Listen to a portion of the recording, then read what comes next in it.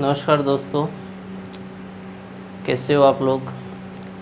हमने last class में history की चर्चा की थी, जिसमें आधुनिक भारत के इतिहास की रूपरेखा के बारे में चर्चा कर रहे थे।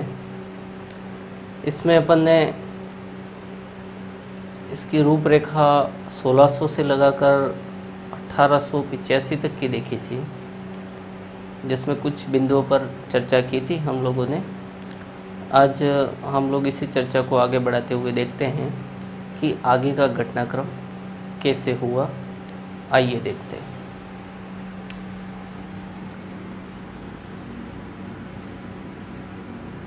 सोलह सौ से लगाकर 1885 की घटनाक्रम हम लोगों ने देखी थी।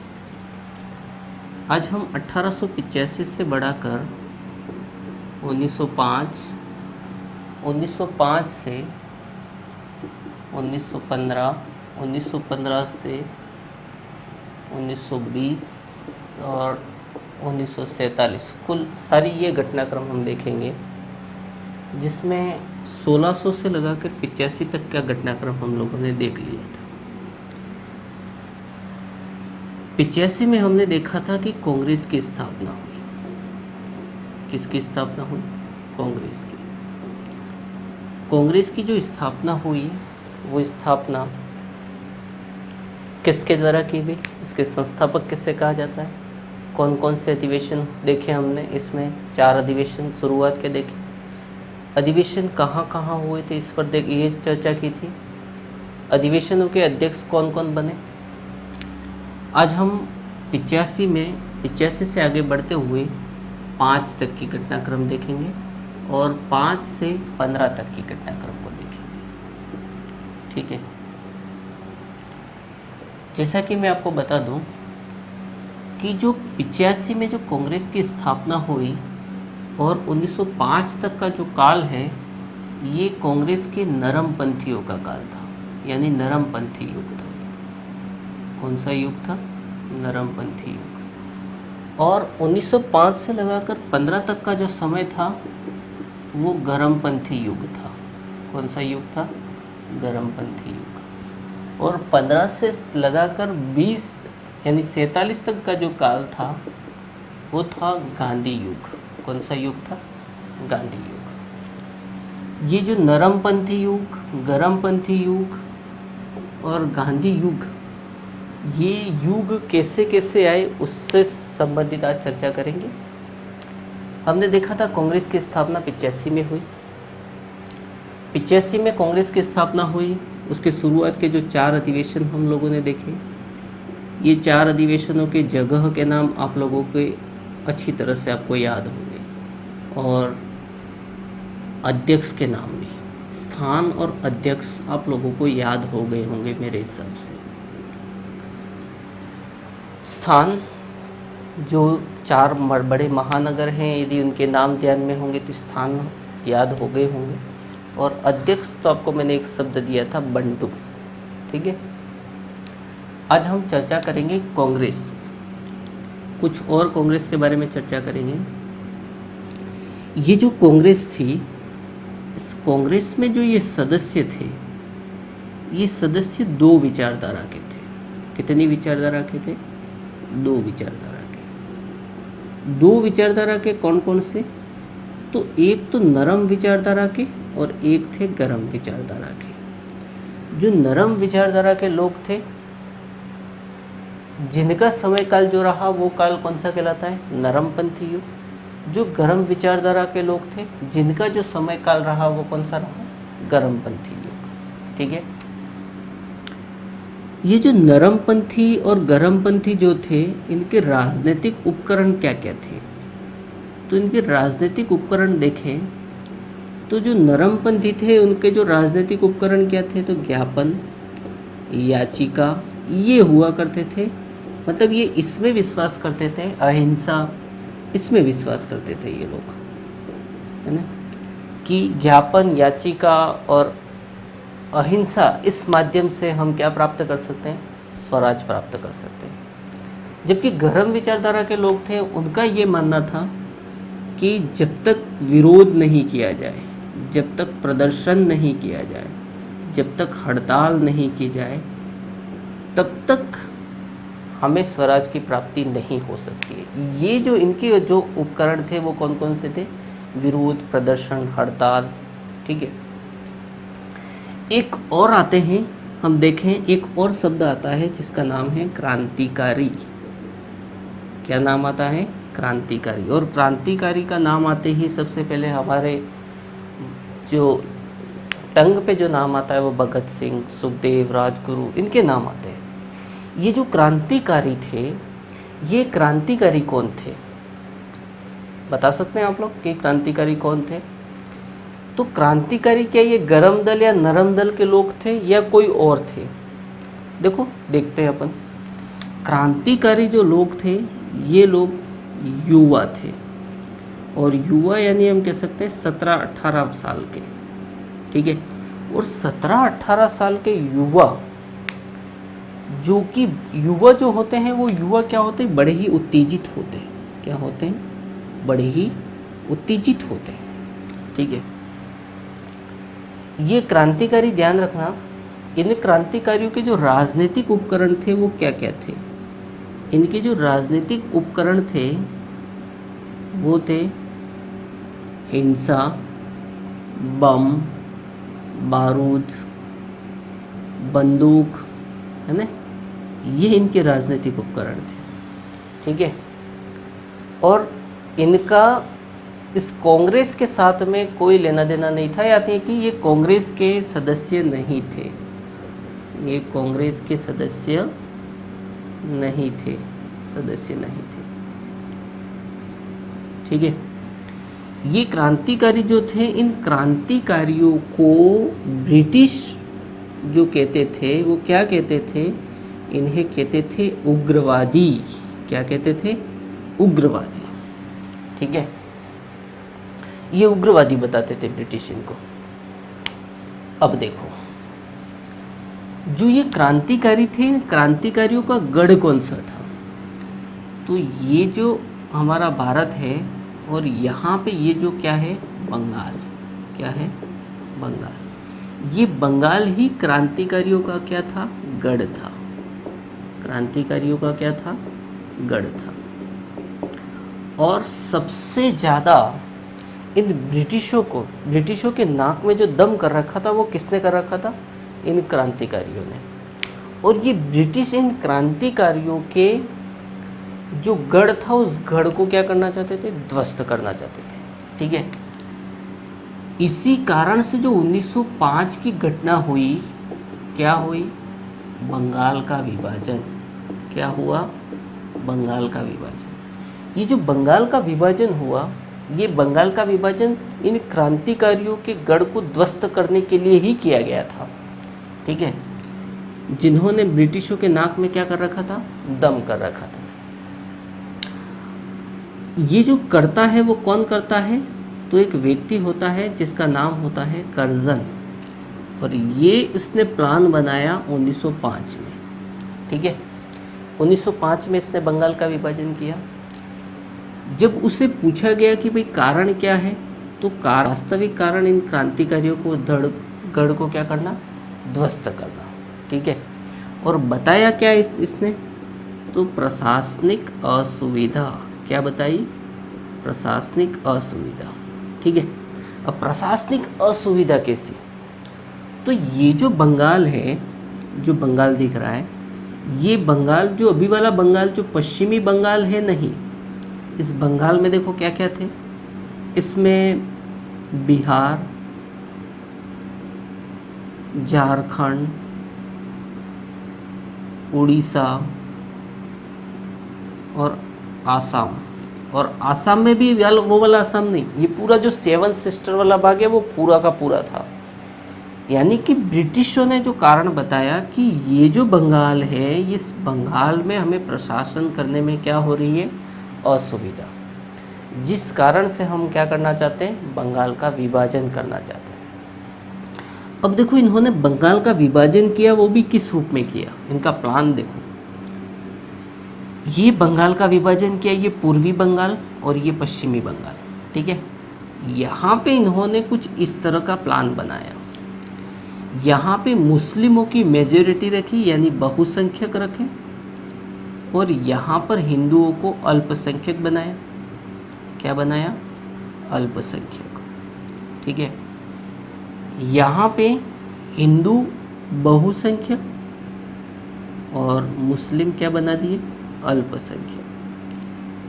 इसका उद्देश्य जो था वो उद्देश्य था डिवाइड एंड रूल, मतलब फुट डालो और राज करो। क्या नीति थी? फुट डालो और राज करो। हम कह सकते हैं कि वास्तविक कारण क्रांतिकारियों के गढ़ को ध्वस्त करना, और क्या था दूसरा कारण? डिवाइड एंड रूल, बांटो और राज करो। ये नीति कौन लेके आया? कर्जन। ठीक है, अब देखते हैं ये बंगाल का विभाजन जो हुआ वो कब हुआ। तो आपको सन तो पता ही होगा 1905 में, लेकिन 3 तिथियां ध्यान में रखनी है आपको। यहाँ पे 3 तिथियां कौन सी ध्यान में रखनी है? एक तिथि है 20 जुलाई की, 7 अगस्त और 16 अक्टूबर। ये 3 तिथियां ध्यान में रखनी है, याद नहीं करनी है, ध्यान में रखनी है। रटने की बात तो आ ही नहीं रही है। 20 जुलाई को बंगाल के विभाजन का निर्णय लिया जाता है। क्या लिया जाता है? निर्णय। समझना इस बात को, यहाँ से क्वेश्चन बनेगा। 20 जुलाई को निर्णय लिया जाता है, तो 7 अगस्त को क्या होता है? कलकत्ता के टाउन हॉल में, कलकत्ता के टाउन हॉल में इस निर्णय के विरोध में स्वदेशी आंदोलन की घोषणा की जाती है। स्वदेशी आंदोलन व बहिष्कार आंदोलन की क्या की जाती है? घोषणा की जाती है। किस तिथि को घोषणा की जाती है? ये 7 अक्टूबर। ये तिथि पूछी जा चुकी है। जो तिथियां हमें पूछी जा सकती हैं या जो महत्वपूर्ण हैं वही तिथि हमें ध्यान में रखनी है। हर तिथि को हमें याद नहीं करना है। 16 अक्टूबर की बात करें तो 16 अक्टूबर का जो ये बंगाल का विभाजन था, ये बंगाल का विभाजन क्या हो गया? प्रभावी हो गया। बंगाल का विभाजन क्या हो गया? प्रभावी। ठीक है, एक बार रिपीट कर लेते हैं। 1885 में क्या किया? कांग्रेस की स्थापना। कांग्रेस के 4 अधिवेशन शुरुआत के देखे। अध्यक्ष कौन बने? अध्यक्ष हमने देखा बंटू, यानी बनर्जी, नरोजी, तैयब जी और यूले। इस कांग्रेस में कितनी विचारधारा के लोग थे? तो 2 विचारधारा के, गरम और नरम दल के। जो गरम के थे वो उनके पास में जो राजनीतिक उपकरण थे, विरोध प्रदर्शन, हड़ताल, है ना। और जो नरम दल के थे उनके पास में क्या था? ज्ञापन, याचिका, अहिंसा। इसके अलावा जो क्रांतिकारी थे वो क्रांतिकारी क्या थे? युवा। और युवा थे उनके पास में जो राजनीतिक उपकरण थे वो क्या था? हिंसा, बम, बारूद, बंदूक। इनका ये मानना था कि ये लोग ऐसे नहीं मानने वाले, ये लोग इनकी भाषा में ही मानेंगे। ये क्रांतिकारियों का मानना था, और ये क्रांतिकारी ही ब्रिटिशों के नाक में दम कर रखा था, जिस कारण से इन्होंने इस गढ़ को ध्वस्त करने के। देखो, क्रांतिकारियों का गढ़ बंगाल क्यों था? क्रांतिकारियों का गढ़ बंगाल क्यों था? तो देखो, बंगाली बाबू थे वो ही ज़्यादा पढ़े लिखे थे। अब देखो, ज़्यादा पढ़े लिखे मतलब, तो पढ़े लिखे क्यों थे भाई? बंगाली बाबू ही पढ़े लिखे क्यों थे? तो ब्रिटिशों ने अपना जो केंद्र बनाया वो किसको बनाया? बंगाल को केंद्र बनाया। और बंगाल को केंद्र बनाया तो स्वाभाविक सी बात है कि जो एजुकेशनल इंस्टीट्यूट हैं वो भी कहाँ स्थापित हुए? बंगाल में। और बंगाल में एजुकेशनल इंस्टीट्यूट स्थापित हुए तो पढ़े भी बंगाली। और जब व्यक्ति पढ़ता है तो क्या होता है? अपने अधिकारों को जानता है, और जब अधिकारों को जानता है तो उसे पता चलता है कि मेरे अधिकारों का क्या हो रहा है? शोषण। और जब शोषण हो रहा है ये पता चलता है तो वो क्या होगा? विरोध करेगा। तो वो क्या बन जाएगा? क्रांतिकारी। इसीलिए जो क्रांतिकारी थे वो क्रांतिकारियों का गढ़ क्या था? बंगाल था। ठीक है, बंगाल कर्जन 5 में ये करता है बंगाल का विभाजन। इसके 2 कारण थे। कारण 2 क्या थे? एक तो वास्तविक कारण था, और एक जो कारण उसने बताया वो उसने ये बताया कि जो ये बिहार है, ये बंगाल है, ये बंगाल बहुत बड़ा प्रांत है। इसमें देखो, इसमें बांग्लादेश भी इसका पार्ट था। क्या था? बांग्लादेश, जो भी बांग्लादेश है ना, वो बांग्लादेश भी इस बंगाल का ही पार्ट था। पूरा असम, असम का मतलब ये पूरे 7 सिस्टर आ गए। उड़ीसा, झारखंड, बिहार, पश्चिम बंगाल जो भी हमारे पास में है, ये सारा पार्ट किसका था? बंगाल का। यानी बंगाल बहुत बड़ा प्रांत था। जो अभी दिख रहा है वो प्रांत नहीं था। तो उसने कह दिया कि इतना बड़ा प्रांत है जहाँ पे हमें प्रशासन करने में क्या हो रही है? असुविधा हो रही है। जबकि वास्तविक कारण ये था कि डिवाइड एंड रूल वो क्रांतिकारियों के गढ़ को क्या करना चाहता था? ध्वस्त करना चाहता था। ठीक है। और उसने जो प्लान बनाया, वो प्लान क्या बनाया? मुस्लिमों को तो इधर पूर्वी जो बंगाल था उसमें क्या किया? मुस्लिमों को तो बहुसंख्यक रखा और हिंदुओं को अल्पसंख्यक रखा। और यहाँ पे हिंदुओं को बहुसंख्यक रखा और मुस्लिमों को क्या रखा? अल्पसंख्यक रखा। ठीक है। और इसका जो उद्देश्य था, वो इस उद्देश्य यही था, डिवाइड एंड रूल। ये क्यों किया इसने?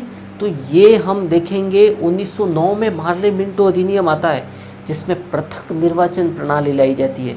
ये पृथक निर्वाचन प्रणाली के तहत ये क्या करना चाहता है? इनको लड़ाना चाहता है। इसीलिए ये इस तरह से विभाजन करता है। ठीक है।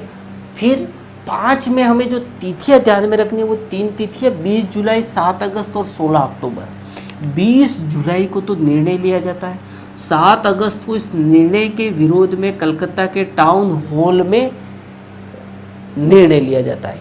क्या निर्णय लिया जाता है? स्वदेशी व बहिष्कार आंदोलन की घोषणा की जाती है। बहिष्कार का मतलब क्या? विदेशी वस्तुओं का बहिष्कार करना। किसका बहिष्कार करना? विदेशी वस्तुओं का बहिष्कार। अब देखो, विदेशी वस्तुओं को बहिष्कार करेंगे तो अपनाएंगे क्या?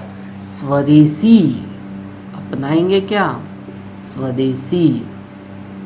तो स्वदेशी वस्तुओं को तो अपनाना और विदेशी वस्तुओं का बहिष्कार करना। यहाँ से क्वेश्चन आ चुका है कि किस आंदोलन के पश्चात विदेशी वस्तुओं का सर्वप्रथम बहिष्कार किया गया था? तो ए, असहयोग आंदोलन, बी, सविनय अवज्ञा आंदोलन, सी, भारत छोड़ो आंदोलन, डी, स्वदेशी आंदोलन। तो कौन सा आंसर है इसका? स्वदेशी आंदोलन। ठीक है। और ध्यान रखना कि ये पहला मौका था, पहली बार ये ऐसा मौका मिला था भारतीयों को कि भारतीय सड़क पर उतरे, भारतीयों ने प्रदर्शन किया, भारतीयों ने विरोध किया। मतलब ये जो जन आंदोलन था, ये जन आंदोलन सड़कों पर आया। ये पहला मौका था 1905 का। कौन सा मौका था? 1905 का मौका। ठीक है।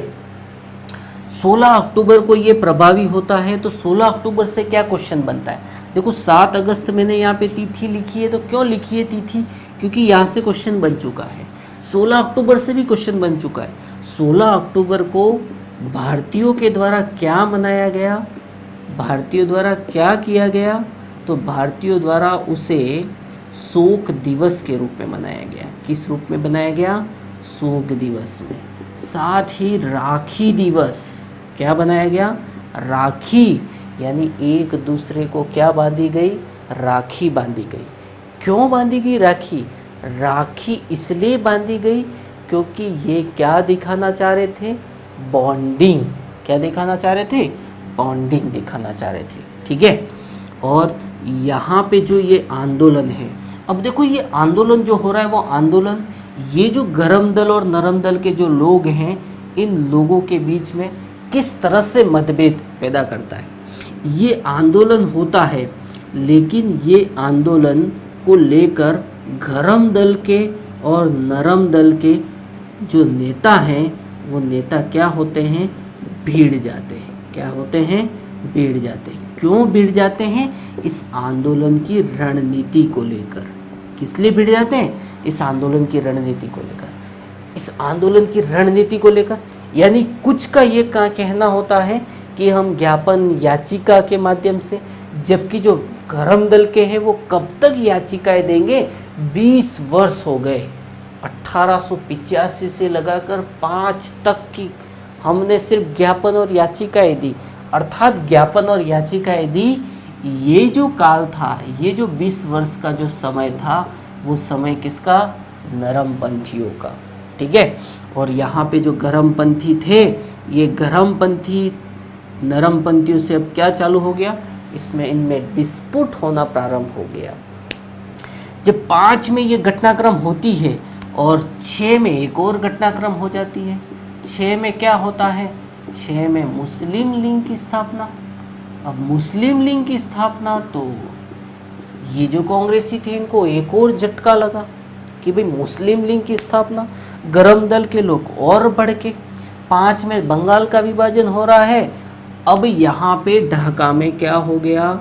मुस्लिम लीग की स्थापना। ध्यान रखना, ये मुस्लिम लीग की स्थापना कहाँ हुई? तो ढाका में। कहाँ हुई? ढाका में। नेता पूछ ले इसके, तो नेता कौन? तो नवाब सलीमुल्लाह।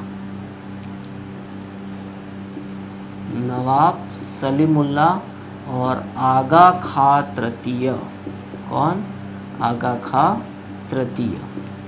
ये जो मुस्लिम लीग थी वो कुलीन वर्ग की, किसकी? कुलीन वर्ग।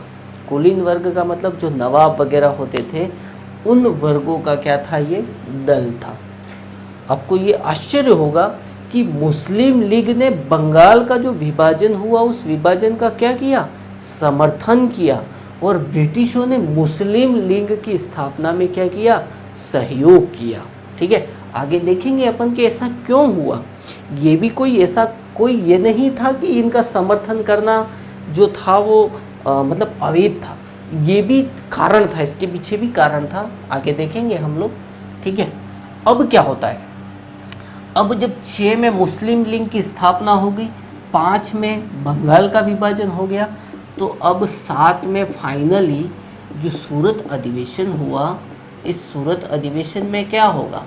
इस सूरत अधिवेशन में जो ये गरम दल के लोग थे वो नरम दल के लोग को समझाना चाह रहे थे, है ना। 5 में समझाया नहीं माने, 6 में समझाया नहीं माने, तो 7 में क्या किया?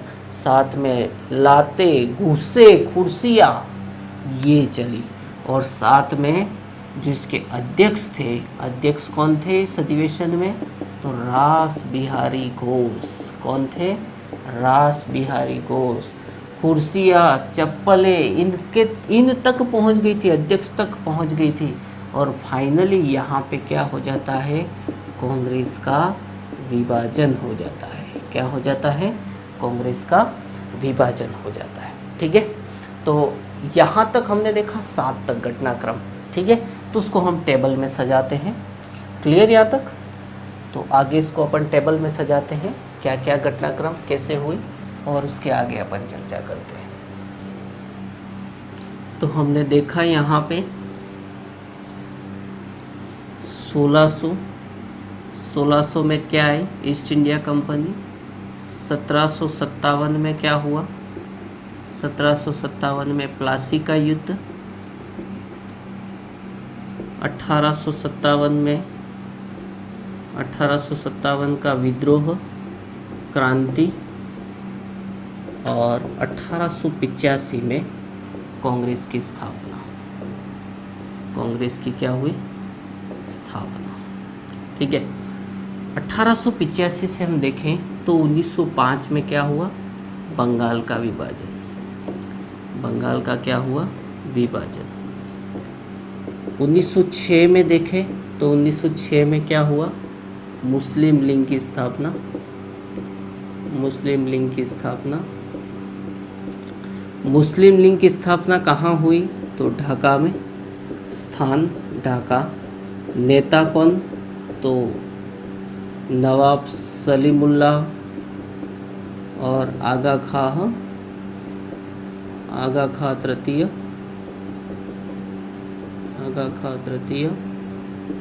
और 7 में क्या हुआ? सूरत अधिवेशन। और इस सूरत अधिवेशन में क्या होता है? तो कांग्रेस का विभाजन। इसके अध्यक्ष कौन बनते हैं? तो रास बिहारी घोष। और होता क्या है? कांग्रेस का विभाजन। ठीक है। ये हमने यहाँ तक घटनाक्रम देखा। ठीक है। अब आगे बात करते हैं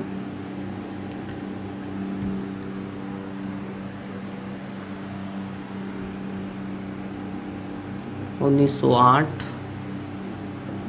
1913, 1915, 1916, 1917, 1918, 1919 और 1920। ठीक है, तो यहाँ पे 1885 से लेकर 1905 तक का तो हो गया आपका नरमपंथी युग।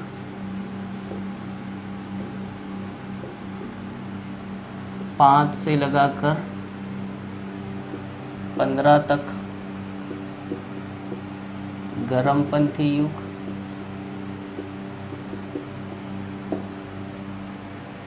और 15 से 1947 तक कौन सा युग हो गया? गांधी युग। ठीक है, अब देखो 8 में क्या होता है। 8 में जैसे ही कांग्रेस का विभाजन होता है, क्या होता है? कांग्रेस का विभाजन, तो इन कांग्रेसियों की तुड़ाई चालू हो जाती है। क्या चालू हो जाती है? मैंने कहा तुड़ाई। कांग्रेसी थे कौन कौन थे? तो मुख्य रूप से हम देखो, हमने नाम सुने होंगे, लाल बाल पाल। लाल बाल पाल। इसमें बाल गंगाधर तिलक से क्या क्वेश्चन बनते हैं? इन बाल गंगाधर तिलक, इनको 6 वर्ष की सज़ा हो जाती है। कितने वर्ष की सज़ा हो जाती है? 6 वर्ष की। और ये जो 6 वर्ष की सज़ा होती है वो कहाँ होती है? तो मांडले जेल। और मांडले जेल कहाँ? बर्मा में।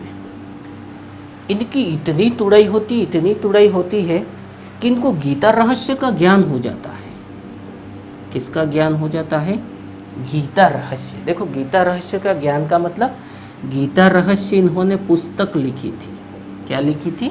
पुस्तक। और कहाँ पे लिखी थी? ये मांडले जेल, बर्मा में लिखी थी। ठीक है, तो हम कैसे याद रखेंगे इसको?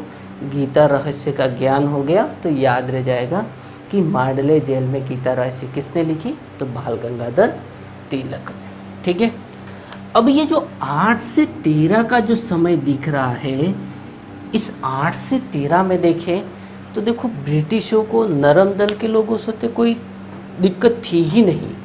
दिक्कत थी तो किससे? गरम दल के लोगों से। क्रांतिकारियों की तो वो तुड़ाई कर ही रहे थे, लेकिन यहाँ गरम दल के लोगों की भी तुड़ाई कर दी। अब ये 8 से लगा के जो 13 का जो काल है, ये 13 का काल निष्क्रिय चरण होता है। कौन सा चरण होता है? निष्क्रिय चरण। ये राष्ट्रीय आंदोलन का निष्क्रिय चरण था। कौन सा था? राष्ट्रीय आंदोलन का निष्क्रिय चरण कौन सा था? तो 8 से लगा के 13 का समय। ठीक है, अब देखो 13 से पुनः उबार आता है। 13 से क्या होता है? यहाँ पे पुनः उबार आता है। अब पुनः उबार कैसे आता है? जब जब राष्ट्रीय आंदोलन का, देखिए, जब जब राष्ट्रीय आंदोलन का निष्क्रिय चरण होता है, तब तब क्रांतिकारियों का उदय होता है। क्या होता है? क्रांतिकारियों का उदय। ठीक है, और यहाँ पे 13 से वापस क्रांतिकारियों का उदय होता है। देखो, ये क्रांतिकारियों का उदय कैसे होता है? क्रांतिकारियों का उदय कैसे होता है? तो यहाँ पे क्रांतिकारी वापस कुछ गतिविधियाँ कर रहे हैं। अब ये गतिविधियाँ कब करते हैं? देखो, हम लोग भी होते हैं, जब हमारे किसी शत्रु पे हम क्या करें? अटैक करें। तो अटैक कब करते हैं? जब उसका समय क्या हो? कमज़ोर हो, या उसकी परिस्थितियाँ थोड़ी सी क्या हो? विपरीत हो। उस परिस्थितियों में अटैक करने की कोशिश करते हैं। तो यहाँ पे क्रांतिकारियों ने पुनः ब्रिटिशों पे अटैक करने की कोशिश की। 13 में कोई फिक्स नहीं था कि 13 में ही उबार, लेकिन 13 में ब्रिटिशों की परिस्थितियाँ ऐसी बनी, इसलिए 13 में उबार आता है। ठीक है, और ये जो 13 में उबार आता है, वो 13 में उबार न केवल भारत में, बल्कि पूरी दुनिया में जहाँ जहाँ पे भारतीय हैं, वहाँ वहाँ हमें ये आंदोलन देखने को मिलते हैं, क्रांतिकारियों के आंदोलन। ठीक है, अब देखो क्रांतिकारियों के आंदोलन कहाँ कहाँ देखने को मिलते हैं, और ब्रिटिशों की ऐसी परिस्थितियाँ क्या बनी। तो ब्रिटिशों की जो परिस्थिति बनी, आप लोग जानते होंगे, 1914 से लगाकर 1918 का जो समय था, वो क्या था, फर्स्ट वर्ल्ड वार। क्या था, फर्स्ट वर्ल्ड वार। अब जब फर्स्ट वर्ल्ड वार हो रहा है तो स्वाभाविक सी बात है कि ब्रिटिशों की स्थिति क्या हो रही है, विपरीत है। तो 13 में पूरी दुनिया में, अब हम यहाँ पे ले रहे हैं 13 में क्या होता है, तो 13 में उत्तरी अमेरिका, उत्तरी अमेरिका कौन सी जगह, तो उत्तरी अमेरिका का मैप देखें हम तो कुछ इस तरह का मैप, ठीक है। और ये जो जगह है वो कौन सी है, सैन फ्रांसिस्को। कौन सी जगह है ये, सैन फ्रांसिस्को। इस सैन फ्रांसिस्को में 1 नवंबर, तिथि को ध्यान रखना, 1 नवंबर 1913 को गदर आंदोलन चलाया जाता है। कौन सा आंदोलन चलाया जाता है, गदर आंदोलन। ये जो गदर आंदोलन जो चलाया जाता है, नेता कौन थे इसके, तो नेता ध्यान में रखना, सोहन सिंह भाकना। कौन थे, सोहन सिंह भाकना और लाला हरदयाल, ये कौन थे, ये गदर आंदोलन के नेता, ठीक है।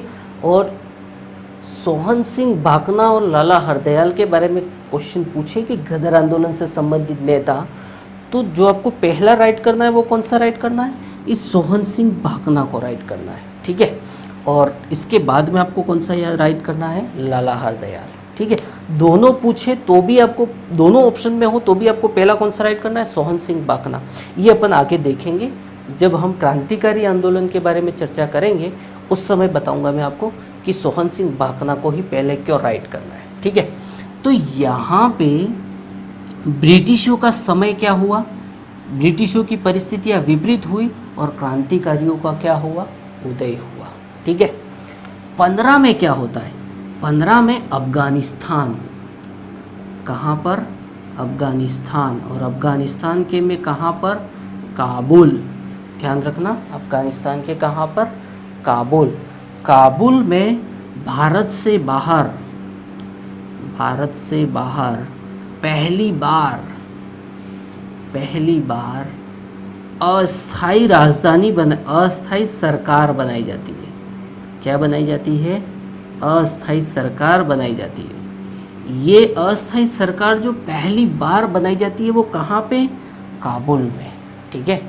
कौन थे इसके नेता, तो नेता कौन थे, तो राजा महेंद्र प्रताप। कौन थे, राजा महेंद्र प्रताप सिंह। और ये जो थे वो तो राष्ट्रपति, और इसके पीएम जो थे वो कौन थे, बरकतुल्ला। कौन थे, बरकतुल्ला। ये क्या बनते हैं, पीएम बनते हैं, ठीक है। अब ये भारत में पहली बार अस्थाई सरकार, देखो पहली बार अस्थाई सरकार हम बात करें तो शिकागो में बनाई गई थी, जो ये थोड़ा सा हम कंफ्यूज हो जाते हैं कि हाँ सुभाष चंद्र बोस ने बनाई थी। ध्यान रखना, सुभाष चंद्र बोस ने शिकागो में सरकार बनाई थी, लेकिन पहली बार बात आए तो पहली बार जो सरकार, अस्थाई सरकार जो बनाई थी वो किसने बनाई थी, तो राजा महेंद्र प्रताप और बरकतुल्ला। और कहाँ पर, तो काबुल में, ठीक है। अब देखो यहाँ हम लोग देखें तो यहाँ पे कैसे, तो कैसे का मतलब ये है कि आप लोग अच्छी तरह से जानते होंगे, हम एग्जाम्पल देखें तो तिब्बत पर जो अगर कैसे के अभी जब वहाँ पर नियंत्रण कर रखा है चाइना ने, और वहाँ से दलाई लामा भाग चुके हैं, और दलाई लामा ने जो शरण ली वो कहाँ, तो भारत में। और भारत में एक धर्मशाला करके जगह है जो हिमाचल प्रदेश में, जो आपको ध्यान में होगी, तो वहाँ पर इन्होंने अपनी क्या बनाई है, अस्थाई सरकार। कुछ वैसे ही ये लोग, इन क्रांतिकारियों का जब दमन हुआ तब ये लोग भाग गए थे, और जैसे ही जो इन्होंने जो शरण ली थी वो कहाँ ली थी, अफगानिस्तान के काबुल में, और वहाँ पर इन्होंने क्या बनाई, अपनी सरकार बनाई, ठीक है। तो ये जो क्रांतिकारियों का जो समय आ रहा है ये 13 और 15 में, ये कहाँ हो रहा है, ये उत्तरी अमेरिका में हो रहा है। ये कहाँ हो रहा है, ये काबुल में हो रहा है, अफगानिस्तान में हो रहा है। अब 16 में देखो यहाँ भारत में हो रहा है। भारत में क्या है, तो होम रूल आंदोलन, ये होम रूल आंदोलन किसके द्वारा चलाया जा रहा है? तो ये होम रूल आंदोलन किसके द्वारा? तो यही बाल गंगाधर तिलक और कौन? Annie Besant. कौन? Annie Besant.